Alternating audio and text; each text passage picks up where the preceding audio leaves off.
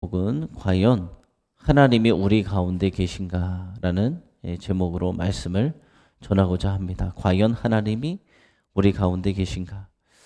오늘 말씀 이 이야기를 보면은 이제 이스라엘 백성들이 다 모여서 싸우러 갑니다. 전쟁하러 가는데 전쟁을 누구 합니까?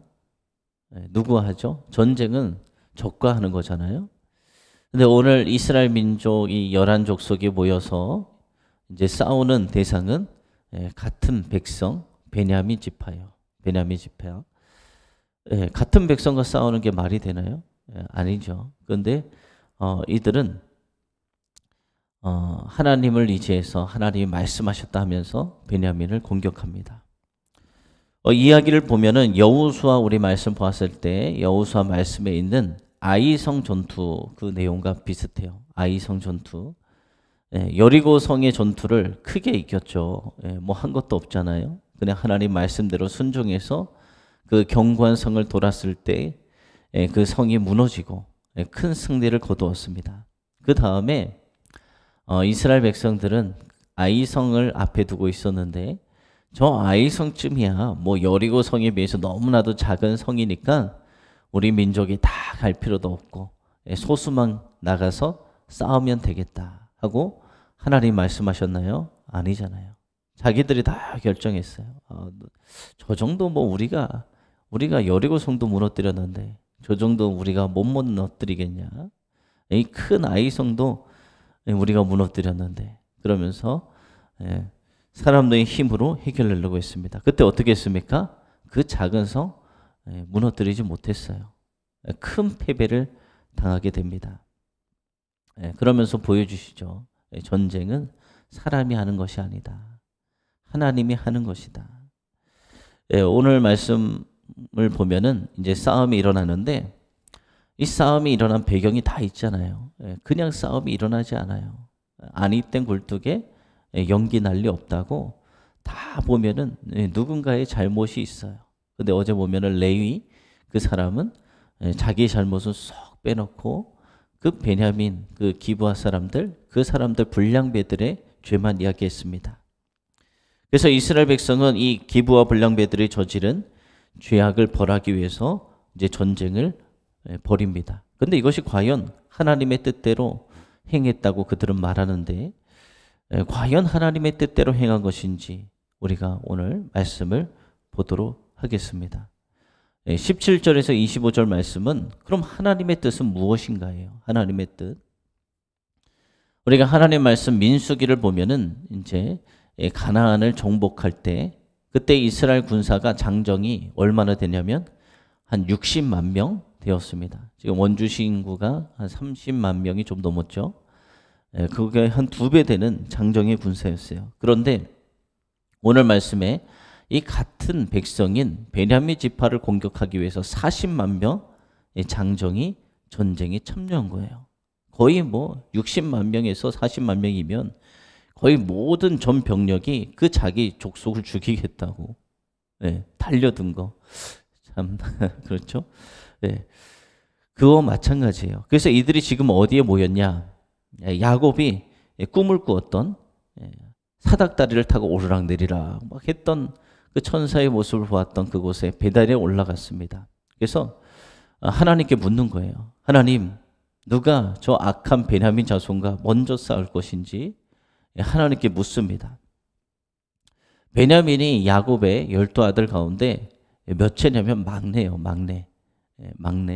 그러니까 이 11명의 형들이 다 모여가지고 이건 어떤 거나 똑같으면 11명의 형들이 다 모여서 아버지 앞에 모이는 거예요. 아버지, 누가 저 막내 저거 혼내줄까요? 누가 혼내줄까요? 그거와 똑같은 거예요. 다 같은 형제들인데 지금 그 형제를 죽이겠다고 아버지에게 묻고 있잖아요. 아버지가 죽이라고 할까요? 같은 형제를? 그래서 이들이 응답을 받았다 그래요. 하나님이 주셨다고. 그러면서 유다가 먼저 공격하라. 이렇게 하셨다고 이야기를 해요. 그래서 이것을 보면은 여호수아가 죽은 후에 이스라엘이 가나안을 공격할 때 그 상황과도 비슷합니다. 지금 베냐민 지파는 형제가 아니라 이 사람들이 무엇으로 여기냐면은 가나안 족속 중 하나 정도로 자기들이 진멸해야 할 대상으로 취급하고 있는 거예요. 자기들이 하나님께서 진멸하라고 하는 대상은 진멸도 못하면서 두려워서 막 산으로 도망가고 공격도 못하고 살려두면서 왜 이렇게 같은 한 핏줄이잖아요. 갈라져 나온 이 핏줄인 베냐민 지파는 형제가 아니라 완전히 뭐 가나안 족속 중에 하나로 취급하면서 40만 명이 달려들어서 죽이려고 하는지 그것이 하나님의 뜻인지 이렇게 하고 있습니다. 그래서 이 11지파가 이렇게 생각하는 거예요. 하나님이 우리 편이다. 하나님이 우리 편이다. 그래서 마치 가나안을 칠 때처럼 베냐민과 싸우려고 전열을 갖춥니다. 하나님이 다 하나님 백성의 편이죠. 베냐민은 하나님의 백성 아니에요? 이스라엘 백성이잖아요. 12지파의 하나예요. 그래서 싸움하는데 결과가 어떻게 되느냐? 하나님이 너희 먼저 가라 이렇게 말씀하셨다고 했잖아요. 그럼 하나님이 가라고 하셨으면 어떻게 될까요? 승리를 했겠죠. 그런데 싸움을 했어요. 11지파 중에 이제 갔는데 어떻게 되느냐? 패배하게 됩니다. 베냐민 지파에 패배한 거예요. 그러면 하나님이 하신 걸까요? 하나님이 하신 것이 아닐까요? 하나님이 하신 것이 아니에요. 그런데 이런 패배를 한 번 더 겪어요. 2번이나 겪어요. 하나님께서 나가라 있으면 승리하겠죠. 하나님이 한 거 아니에요. 자기들이 하면서 하나님이 했다라고 이야기하면서 나아간 거예요. 이것은 무엇을 보여주느냐? 제가 처음에 이야기한 것처럼 아이성 전투에서 패배한 것처럼 그 이스라엘처럼 하나님이 그들과 함께하지 않았다는 사실을 보여주는 것입니다. 하나님과 함께하면 패할 수가 없어요. 하나님이 어떻게 패하시겠습니까? 하나님께서 승리를 주신다고 했는데 하나님이 누구에게 패해요? 하나님은 패하실 수 없는 분이에요. 그래서 하나님은 이스라엘 11지파를 패배케 하심으로써 그냥 이스라엘에게 보여주시는 거예요. 또 이스라엘을 징계하시는 거예요. 베냐민 지파도 똑같이 징계하시는 거예요. 하나님의 이 백성이란 자들이 하나님의 이름을 이용해서 하나님이 하셨다면서 하는 그 모습을 보시고 하나님이 징계하시는 것입니다. 그래서 하나님께서 왜 이렇게 하시냐? 이런 모습을 보여주면서도 하나님의 백성을 올바른 길로 이끄시기 위해서요. 지금 이스라엘 민족은 선민 사상이 그 사상이 강하잖아요. 하나님께서 우리 백성만 선택하셨어. 그래서 우리는 절대 패배하지 않아. 하나님이 계신 이 성전은 절대 무너지지 않아.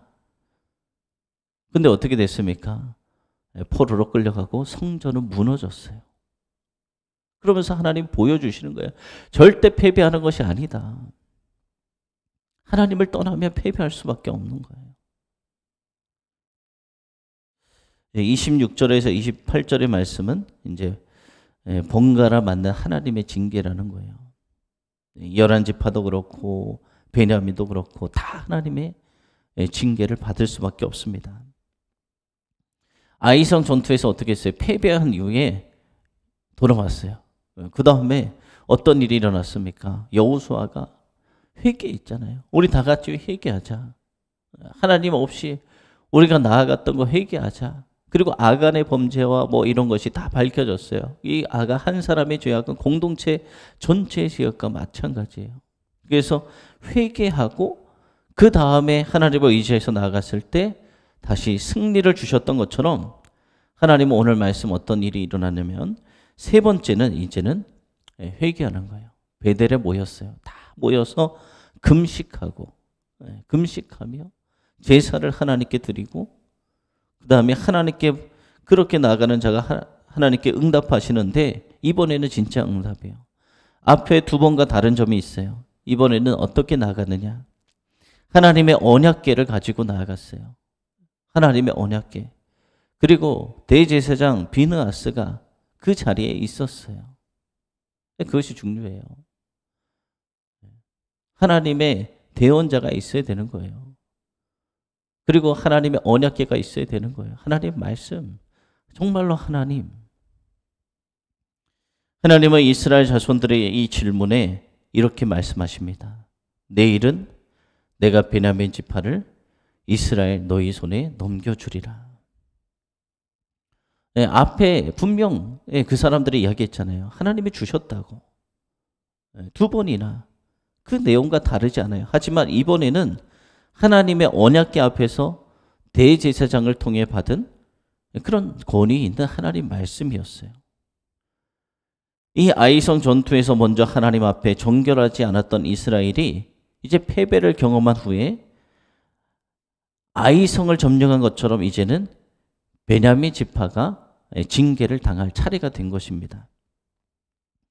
사실 여기서 우리가 보면은 어느 쪽이 하나님 앞에 더 이로운가 따지는 것은 큰 의미가 없어요. 뭐 이스라엘 11지파가 더 잘했냐, 베냐민 지파가 더 잘했냐, 내가 낫냐, 네가 낫냐 따지는 것은 의미가 없습니다. 그러니까 하나님이 다 내 편이다고 생각하잖아요. 다 그렇잖아요. 다 그렇잖아요. 베냐민 지파는 뭐 하나님이 자기 편이 아니라고 생각했을까요? 다 하나님의 백성이잖아요. 다 그 형제들이고, 다 11지파도 다 우리는 하나님의 백성이야. 베냐민 지파도 하나님의 백성이야. 그러니까 우리가 무조건 이길 거야. 다 그렇게 생각했습니다. 이것을 보면서 이것을 깨달을 수 있어요. 하나님의 뜻은 온전히 따르지 않으면서도 교회에서나 이런 데서나 많이 발생하는 것이 다 하나님이 내 편이야. 다 하나님이 나에게 주신 건 다 하나님 말씀이야. 그래서 서로 그래요. 서로 싸움에 왜 납니까? 서로 다 그런 거예요. 서로 하나님은 내 편이야. 다 하나님은 편이지. 하나님이 잘하면 다 하나님이 사랑하시고. 근데 다 이야기하는 거예요. 하나님이 나에게 이렇게 말씀하셨어. 나에게 이렇게 말씀하셨어. 그러면서 자기의 생각과 다르면 정죄하고 그렇게 비판하고. 근데 이런 이들을 하나님은 인정하지 않으신다는 거예요. 그래서 어떻게 되느냐? 만약에 공동체가 그렇게 된다면 하나님 앞에 회개해야 돼요. 회개하고 진정한 연합을 이루는 그런 뼈아픈 과정도 하나님이 허락하세요. 그래서 어리석은 자들은 너무나 쉽게 하나님은 자기 편이다 생각하고 자기 판단, 자기 욕심대로 하나님, 이게 다 하나님의 말씀이야, 뜻이야라고 포장을 합니다. 그런데 그 결과가 좋지 못하면 어떻게 되느냐? 하나님의 뜻이라고 이야기하는데 결과가 좋지 않은 거예요. 그럼 오늘도 그랬잖아요. 2번이나 패배했잖아요.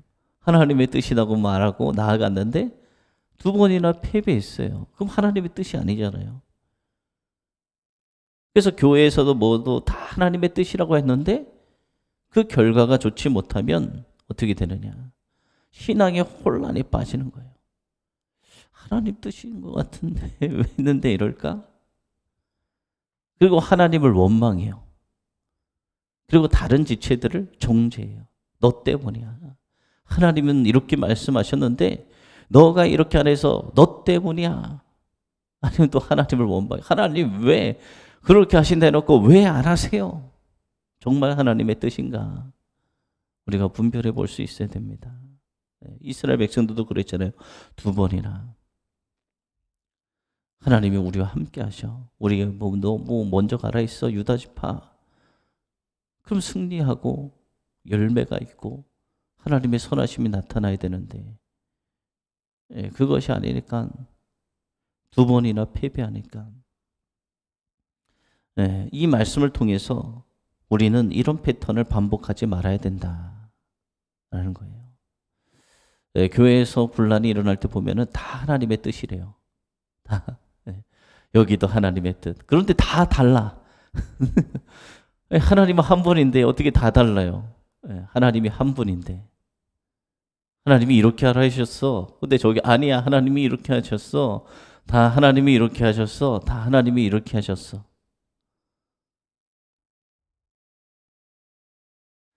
하나님 한 분이십니다. 그래서 이런 말씀을 통해서 우리에게 주시는 말씀, 하나님이 실패를 거듭하게 하시면 우리도 공동체뿐만 아니라 우리도 돌아보고 우리도 내 자신도 삶도 돌아보고 우리 공동체도 돌아보고 그리고 형제의 잘못을 자기 일처럼 받아들여 함께 회개하고 연합하는 거, 하나님은 그것을 원하는 거예요. 지금 이스라엘 이 12지파가 싸우는 거 하나님이 원하시겠어요? 하나님이 원하시는 것은 무엇이었어요? 가나안 족속을 진멸하라는 거예요. 베냐민을 죽여라가 아니라 가나안 족속을 진멸하라.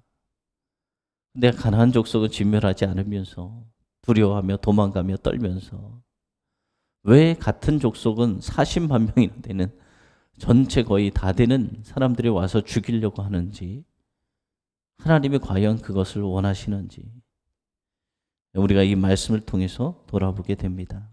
그러면서 한국의 교회, 또 개교회들, 각 개교회들, 그리고 여러분의 삶의 터전에서 왜 우리는 서로를, 가까이 있는 사람을 못 잡아서 그렇게 안달이 나 있는지, 왜 그런지 모르겠어요. 우리가 상대해야 될 것은 무엇입니까? 혈과 육이 아니라 공중것에 잡고 있는 사단마귀잖아요. 하나님의 일을 방해하는, 우리가 진멸해야 할 대상은 거기 있는데 왜 자꾸 하나님의 백성끼리 못 잡아 먹어서 안달, 교회 내에서도 서로 성도끼리 못 잡아 먹어서 안달, 왜 이런 일들이 일어날까요? 이것은 하나님이 기뻐하지 않는 일이다 라는 걸 우리가 기억하고, 언제나 우리 하나님의 백성은 함께 하고 회개하고 또 연합하는 그런 공동체가 되어지길 소망합니다. 기도하겠습니다. 살아계시고 은혜가 풍성하신 하나님, 오늘 새벽에도 주님께서 이 사사기의 말씀을 통해서 이 시대에 우리가 바라보고 깨달아야 될 것이 있음을 믿습니다. 하나님, 주의 자녀들이 하나가 되어야 되는데 서로 하나님은 우리 편이다, 서로 이것이 하나님의 뜻이다 라고 이야기하며 같은 백성을 죽이려고 하는 것이 어떻게 하나님의 뜻입니까? 하나님이 하나님의 백성을 서로 이간질하고 비방하고 죽이고 헐뜯고, 하나님이 그렇게 하십니까? 이것은 하나님의 속성이 아니라 사단 마귀의 속성인 것입니다. 하나님께서 이스라엘 백성들에게 가나안 땅에 살고 있는 그 원주민들을 진멸하라고 하셨지, 자기 백성을, 그 베냐민을 진멸하라고 말한 적이 없으십니다. 그런데 하나님의 뜻이다, 하나님이 말씀하셨다, 두 번이나 하나님을 이용하는 모습을 보게 됩니다. 아버지, 이런 죄악이 이 땅에 일어나지 않게 하여 주시옵소서. 하나님을 두려워하게 하시고 하나님의 이름을 이용하지 않게 하시고 하나님의 거룩한 속성만이 우리 가운데 있게 하여 주시옵소서. 그래서 우리 속에 하나님 이러한 죄악, 비방, 분열, 이간질, 서로 물어뜯고 죽이는 죄악들이 우리 가운데 있지 않게 하시고 오로지 사랑과 희락과 화평과 서로 살아갈 수 있는 이런 성령의 은혜만이 우리 가운데 충만하게 하여 주셔서 우리나라에 있는 모든 교회가 하나 되어지게 하시고 또 우리 교회도 하나 되어지게 하시고 우리 성도들이 가는 모든 삶의 터전이 하나 되어지는 은혜가 넘치는 그런 통로로 우리 모두가 쓰임받게 하여 주시옵소서. 오늘도 우리를 통해서 주님 영광 받아 주시옵소서. 살아계신 예수님의 이름으로 기도드립니다. 아멘.